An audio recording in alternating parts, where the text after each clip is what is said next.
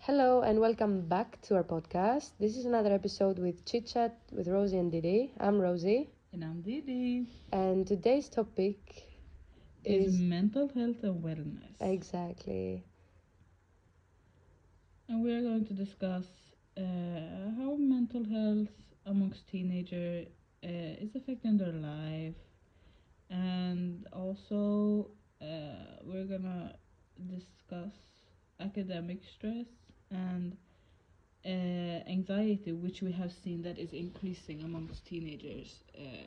Yeah, especially nowadays. Yeah, especially nowadays. I would say, and of course, we're going to be mentioning some of our own experiences um, in that topic, and also what we've heard and what we've seen. And of course, as usual, we ask you guys to let us know if you have some issues or problems that we can comment on and discuss about here. Yeah, to be honest, before I was talking with Dilara about it, that I'm not really good at that, or I wouldn't say that I relate personally as much with that, because I feel like I have never felt anxiety to such an extreme level. Like, of course, yes, I get nervous about stuff and things and duties that I have to do, but it doesn't get to an extreme level, if you get what I mean.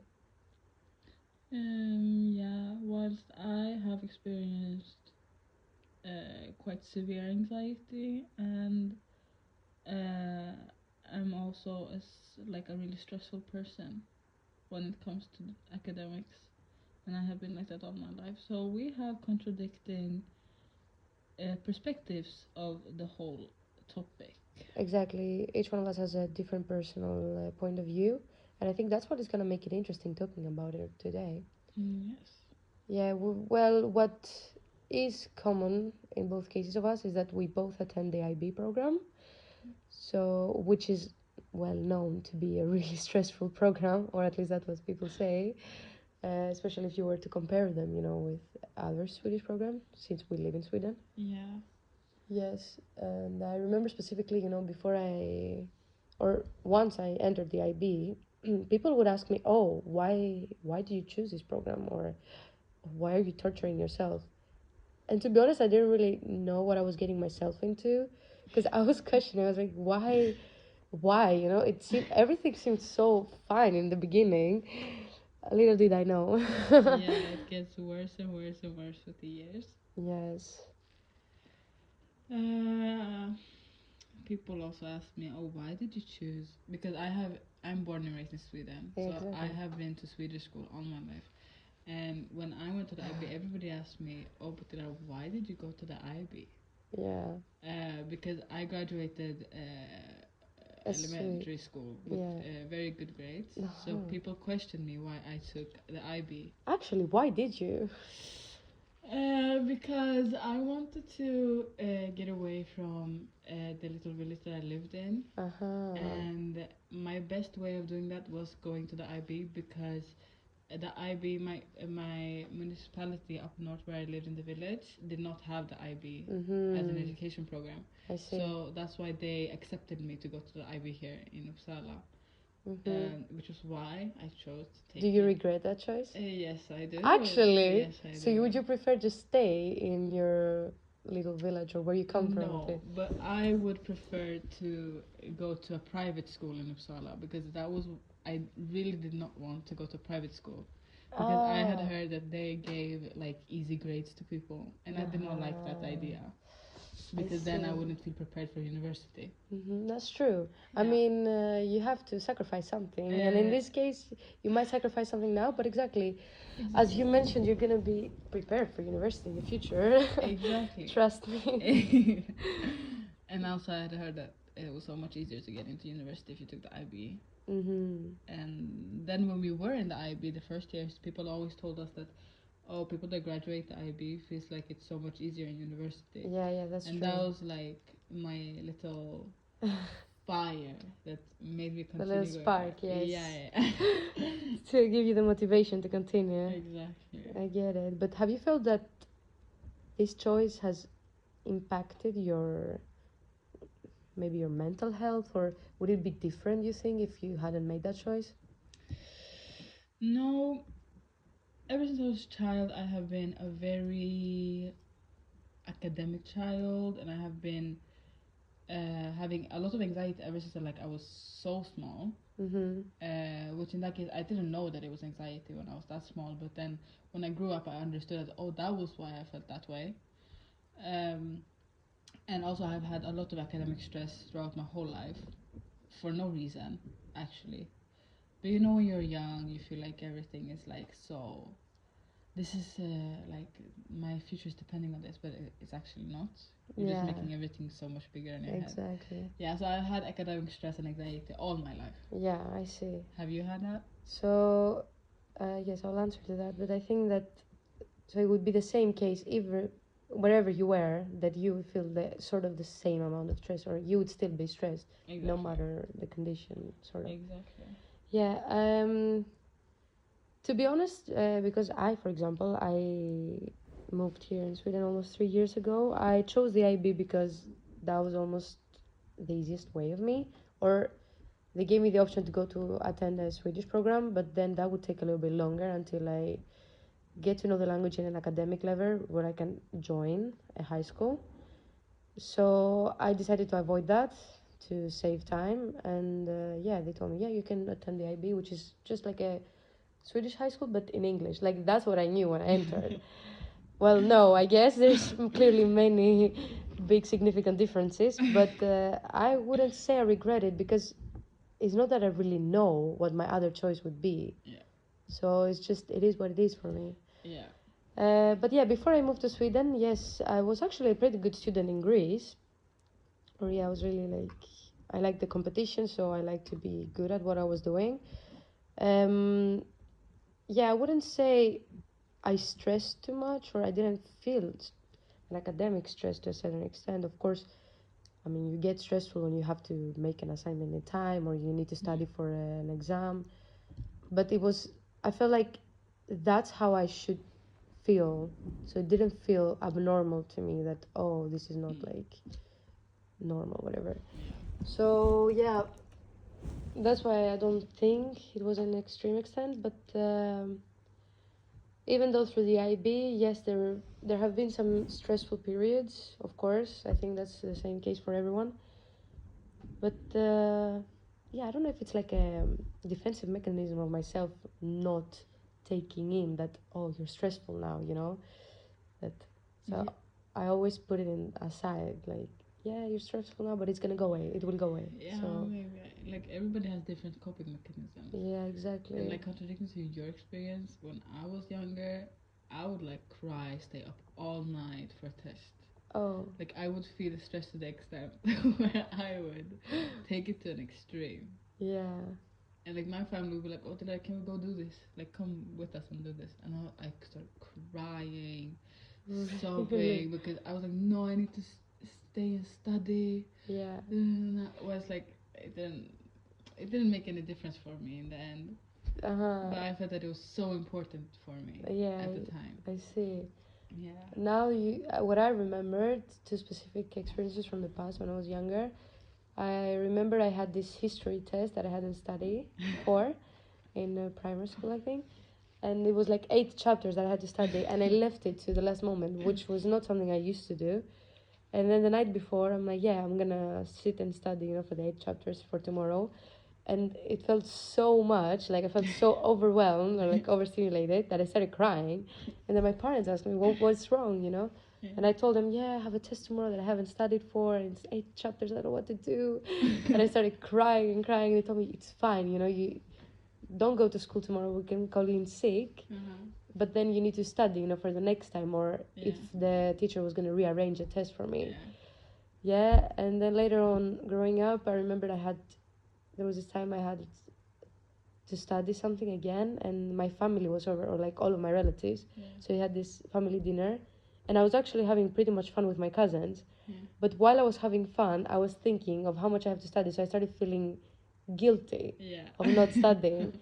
And then I cut myself, and I'm like, but it's not, why are you feeling guilty? Because I was stressing myself while I was having fun. Because I was having fun. So I asked myself, why are you stressing? It's not gonna make a difference now. Like Yeah. you're here in the moment, so you'll think about it later. So I was like, yeah, you know what? I'll do that another time. So yeah, I just skipped it, and then I just put the stress away, and I just had fun that day. That was why our IB coordinator told us that we should plan, like schedule, Yeah, guilt-free time exactly. Yeah, in that's our true. schedules. Yeah. Mm. So we don't have to feel that way. And mind you, guys, the guilt-free time that we had a week was like Nothing. 1.5 day, and the Yeah, rest of the week we should just sit and study. yeah, that's crazy if you think about it. Yeah. Anyways, but there's many cases where we know that many people, in order to deal with academic pressure, it's actually worse for their case. Or for example, Yes. hadn't we had someone that I wouldn't say was depressed, but there's many cases where people feel depressed or fall in depression due to that anxiety that they cause to themselves. Yes. I remember this case was, didn't we have a friend that she, I don't know if I meant to say that, but she used to take depression pills. Did she? Yeah. Oh yeah, she did actually. Yes, in order to cope with school and Yeah. personal life. Yeah. Yeah, so it's crazy if you think about it, the how much of influence that can have in your life. I mean, of course, it depends on how much you allow it to affect you, Yeah. but not everyone has like a strong character or like a bold character to keep that away. Yeah. And also, it's not about like having a bold or strong character. It's always also like the circumstance that you live in and just things such like that. You know, some people may have family issues that are affecting their mental health, as as well as school putting pressure on them and stressing them. And then that combination can be very impactful on your mental health and your way of coping. Yeah, I mean, as you said before, for example, you as a child Yeah. thinking that this is so important for your life, Yeah. in order that to an extent that you were crying, about it, thinking that no, this is my priority. I have to do this now, or else I don't know, the end of the world might come. Yeah. Didn't that come due to morals of the family? Because I know I also had that pressure from my parents. You should be good in school. Yeah. That's the only thing you should be focusing on. But exactly, like, for example, of course we're in different cases, but you took it too hard. Yeah, and but I think that I took it that hard because I am like that as a person. I'm very competitive and I'm very Yeah. competitive with myself. Mm-hmm. So anytime I will get my grades back, I will be like, oh, next term I'm gonna have 3 more A's or 3 more A's or 5 more A's. Yeah. Yeah, and then to the point where I had to have A's in all of my subjects, and Yeah. then that was really stressful for me. Yeah. And also with my family being like that, typical cultural family. Oh, you need to have good grades, you need to have a future, you need to go to university, and also that I have 3 older sisters, and my 3 older sisters have Yeah. not done very well in their further studies, Yeah. which has like Been a comparative. exactly. And then ever since I was a child, my family saw that I was actually good in school. Yeah, so they And had my hopes parents, on you. yeah, exactly. They set So expectations too high. I see. exactly. So my family always had expectation on me that I am the one that is well in school, which also Yeah, put like they counted on you. Yeah. exactly. So and I took that very hard, very far. You were carrying the weight of the family, basically. Exactly. Yeah, exactly. So, as you said before, that points out what you said, that also the circumstances, Exactly. because it differs from people to people, exactly how they cope with their life and how they manage to, for example, we mentioned planning before. Yeah. Some people may be really good at organizing their time, some Yeah. people may not. Yeah. And that can stress them if they don't work on that. Exactly. And despite that, I think such cases like anxiety and stress, yeah, it can also influence, okay, not only your um, academic behavior as if only towards school, that can also affect your way of living or in life or your relationships with people Yeah. or how you see yourself. Because there's many cases where, for example, if you don't manage to success in one exam or one test or an assignment, you start feeling that, oh, maybe you're not enough, or Yes. you downgrade yourself just from one thing that happened, Yeah. during your academic period. Yeah, that was what I used to do. Really? Yes. A lot. But Mhm. now, these But past did you years, do it as if in a way to give you motivation, or did you do it because actually you felt that way in the moment? I actually felt that way. If Mm-hmm. I would come back home from a test Yeah, and I felt like, oh, that didn't go great, yeah, I would like cry. Because I was like, you're such a failure that I should have studied more.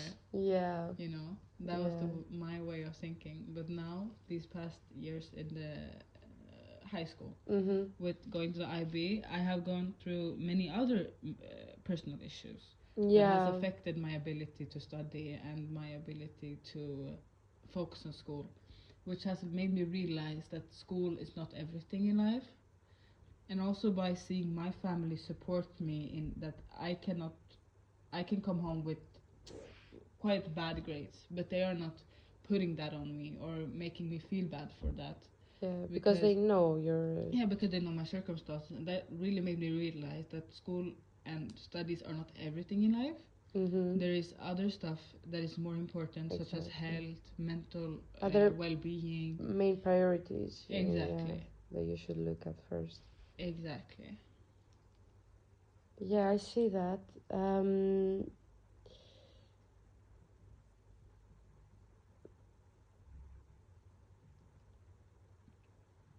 what were we talking about? What Sorry. about?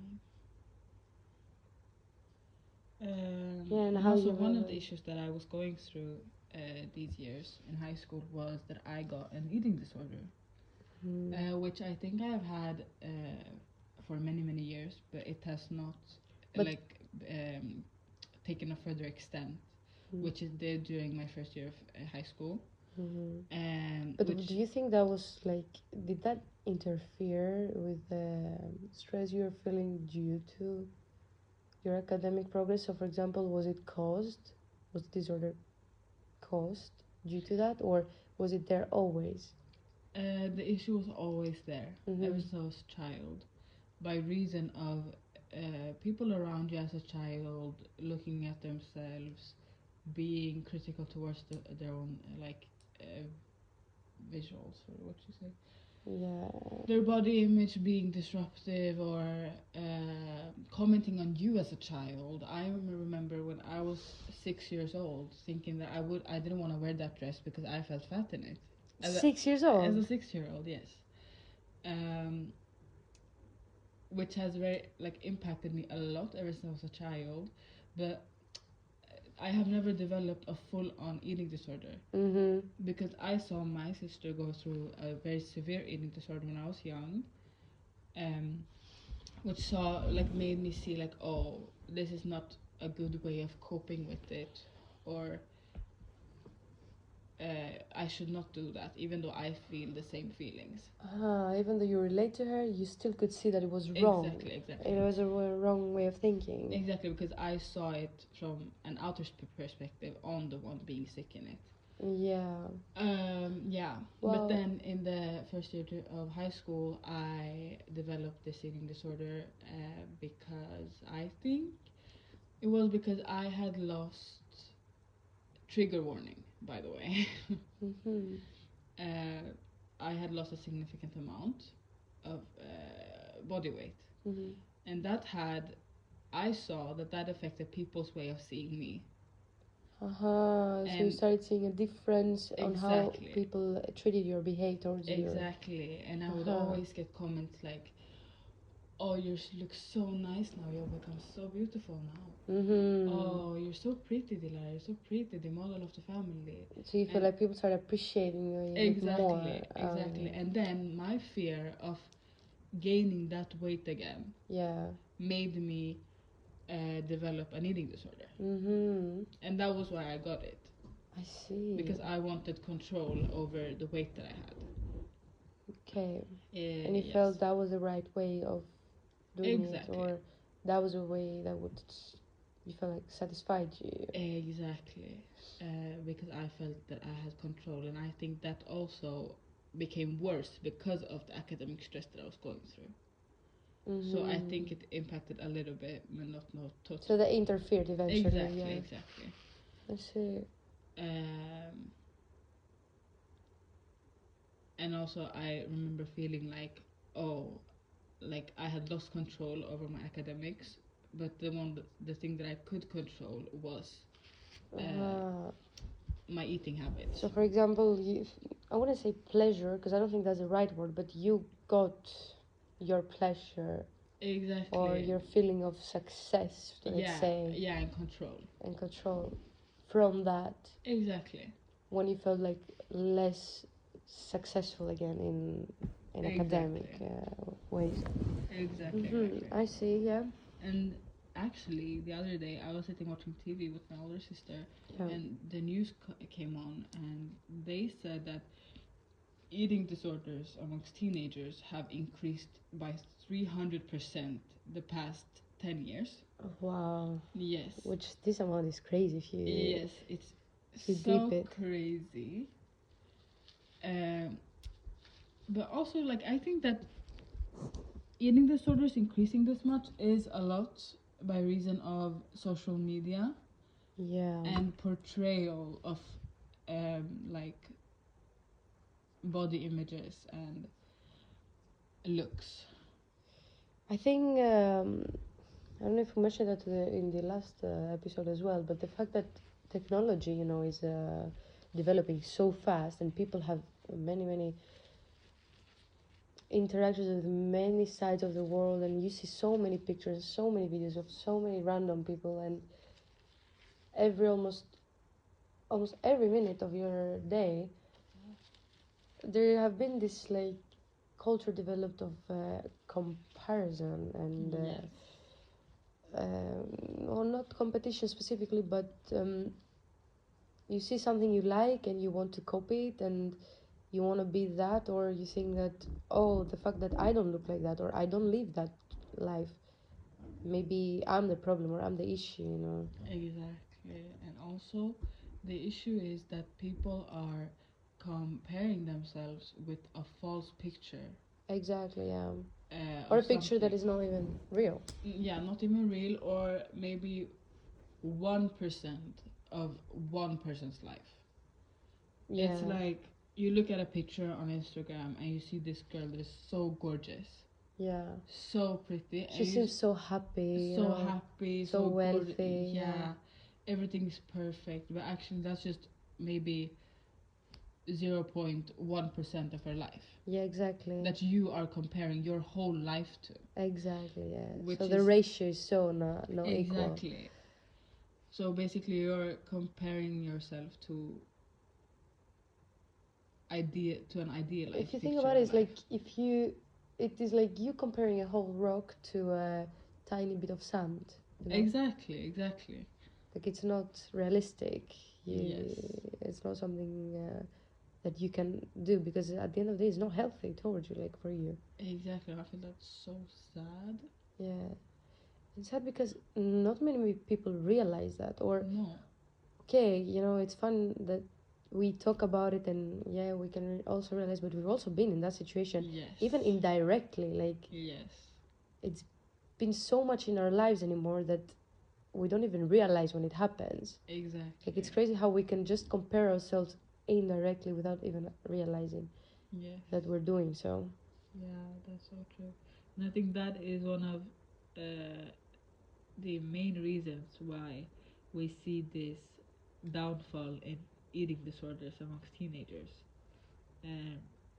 Because social media is such a primary focus in everybody's life right now.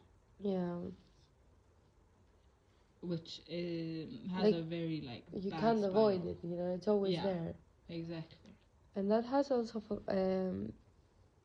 really impacted our focus span as well. Yeah. Which also, with its turn, has also affected our academic what you call it, behavior. Because it is true that also despite the pictures that we get and how perfectly other people's lives are, we also get to see many, many different point of views, Yes. informations. Yes. Most of the information can be false because Yeah. any type of person can go out there, say anything they want about history or Exactly.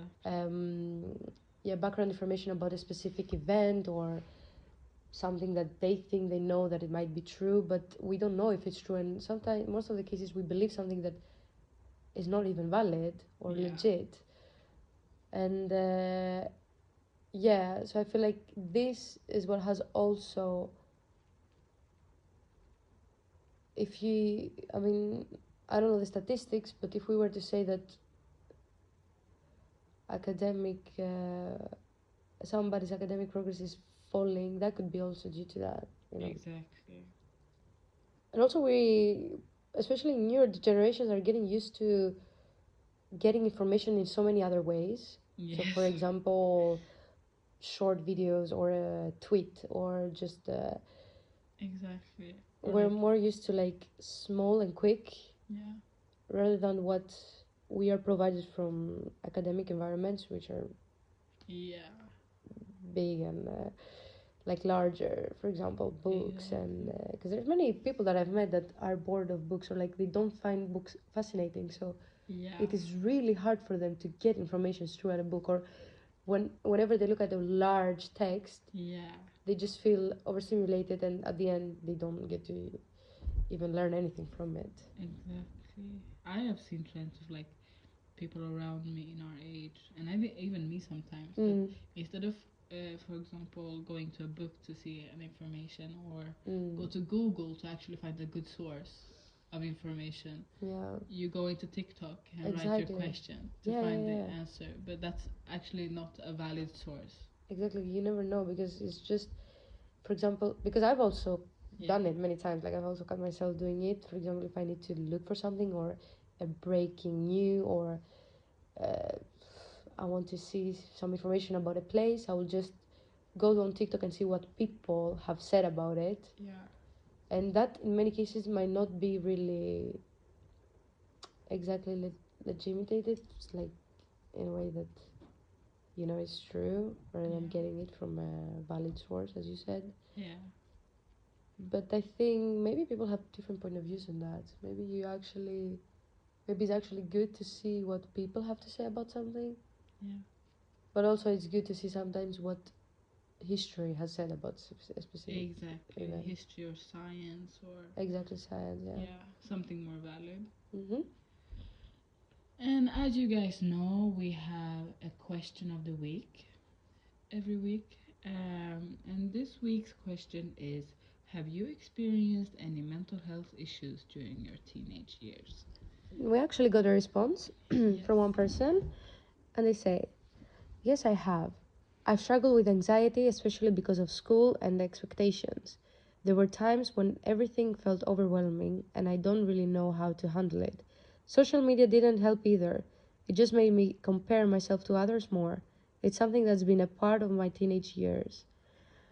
Yeah, if you think about it, it's actually sad, if something like that impacts you so much that if you look back at your teenage years, that's the only thing you can think of. Exactly. So in such case, what I would advise is that, of course, it's best you work on your anxiety and stress and learn how to handle your personal life and school, and not make sure that it doesn't interfere as much. Yeah. Because that might not help any either of the two cases. Exactly. And also, one tip that I have, because I have gone through the same issues, are that first of all, I would recommend you to go to a psychiatrist actually. Some people have a wrong perspective of psychiatrists, and yeah, but sometimes it's just good to go to a psychiatrist to see your issues from another perspective, Exactly. from an actual um, expertise. Talk your thoughts out, Exactly. And sometimes even you talking to someone, you hear yourself and Yeah. you hear the way you think, and it's easier for you to see where you're wrong and right. Exactly. And also, a psychiatrist can provide you very good ways of coping with anxiety and stress, which they did to me. For example, my psychiatrist made me actually cope with the fears that I had that was causing my anxiety, and made me overcome the anxiety by actually facing it. So if you have anxiety about something, for example, you have anxiety about a okay, let's say an eating disorder habit. You have anxiety of eating too much food. Yeah. Then actually one time you eat food, like a good portion of food, to the extent where you feel like, okay, now I've eaten too much. But actually when you're having an eating disorder, it's actually too little. Yeah. But go to the extent where you feel like you have eaten too much, and then you sit with that feeling and you start to get anxiety and you maybe get a panic attack even. I went through that. Oh, really? Yes, I did. But then when that panic attack or that anxiety is over, you realize a lot. Is that anxiety is very, what you call it? It goes over, like, it goes It's away momental with or time. what? Oh, okay. It goes away with time, and you will be fine after that anxiety attack. That anxiety attack is not the end of the world. And anxiety and it's also just in the moment, or?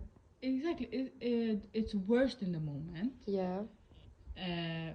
But then it just gets less and less and less and But less. that's what I want to ask. Is that you feel anxiety right there and then when it happens? And you feel anxiety for example, let's say some couple of minutes or an hour, and then it goes away? Or is anxiety an implanted thing in your head that you have 24/7, or that you feel almost every time? The thing with anxiety is you can have anxiety throughout a long time, like period of time, but it goes in waves. So sometimes it's very high and sometimes it's quite low. So it's always there? Sometimes. And It's just when it's... Exactly, and then in some periods it goes away completely. Okay. At least for me. Yeah, or like something smaller, such as, oh, I have anxiety over going to a meeting with my teachers that they want. And then you're trying to avoid that meeting because you have anxiety over it. But then, rather than avoiding it, actually go to it. And then when it's done, you realize, oh, it wasn't that bad. It wasn't that big of a thing. Exactly, and then the anxiety is over. So that was what my psychiatrist taught me, which has helped me a lot through these years. Because I have learned how to face it rather than run away from it. So it's best, exactly as you said, sit with it, deal with it, and then actually realize that it wasn't that big of an issue eventually. Exactly. Rather than just running away and making it even bigger in your head than it actually is. Exactly, and also realize that anxiety is just a feeling. It's just a feeling, just like being happy, being sad, being remorseful, being angry. Like any other feeling. Yeah. Exactly, they go in waves. Yeah. And it always comes and goes. Okay. And it's something that you will have to live with throughout your whole life, but you need to learn how to deal with it. Just like learning how to deal with anger or happiness or sadness or any type of feeling. Yeah, I see. Yeah. Because now that you're saying it, it makes me think that that's true.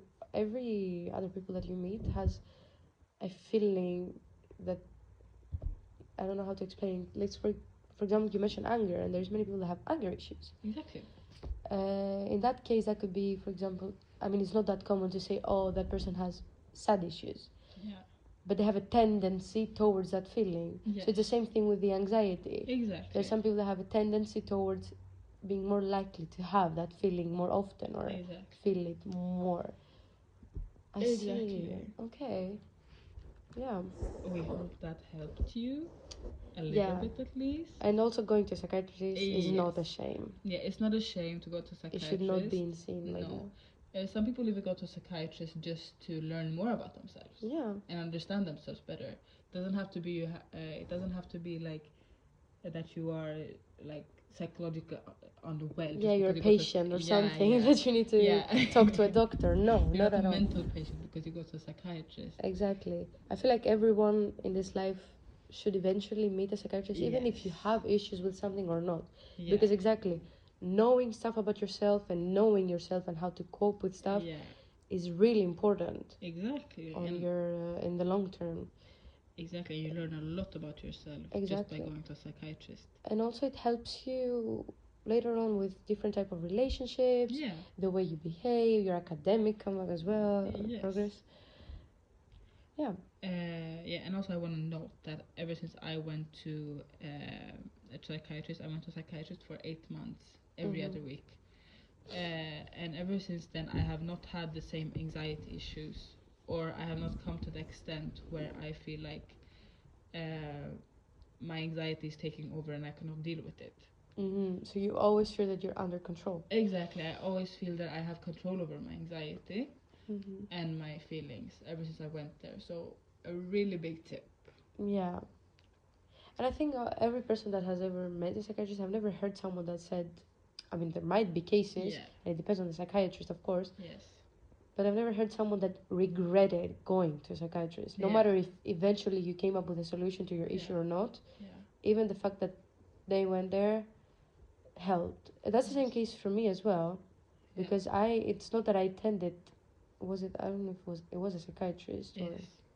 yeah, it wasn't that I attended and had many sessions, but even on those couple of sessions that I had, it actually made me realize, like, even the fact that you make yourself undergo that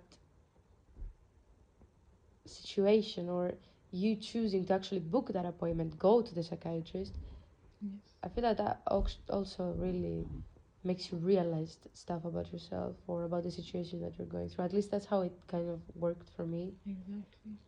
I know people that have gone to a psychiatrist and not felt like it has helped them, but Mm-hmm. that is, from what I have seen, is usually people that have like quite severe mental issues Mm-hmm. and are still sick in them.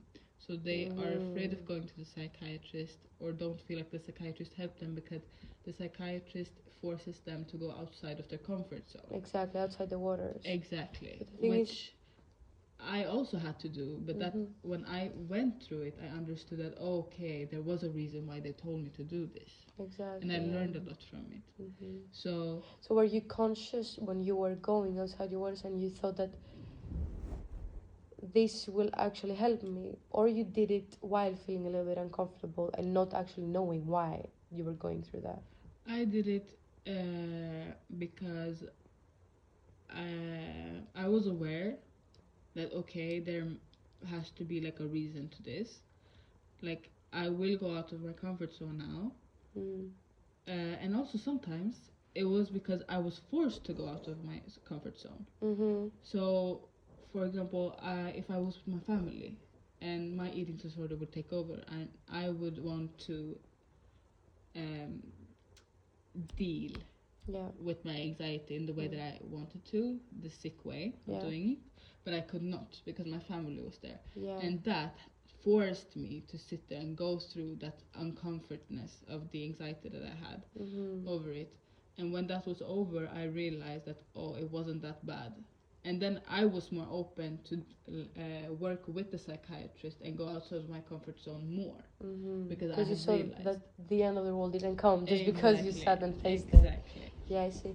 But something that you said before about people that actually haven't felt that they've gotten help is usually people that are more severe in that issue they have or whatever.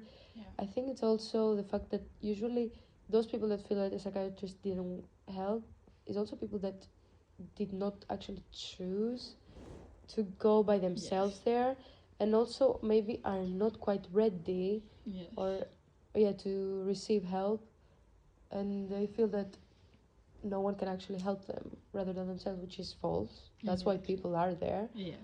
And also exactly because you said the psychiatrist will bring in situations where you have to get outside your waters and overcome your difficulties, but I feel like such people create a wall Yeah.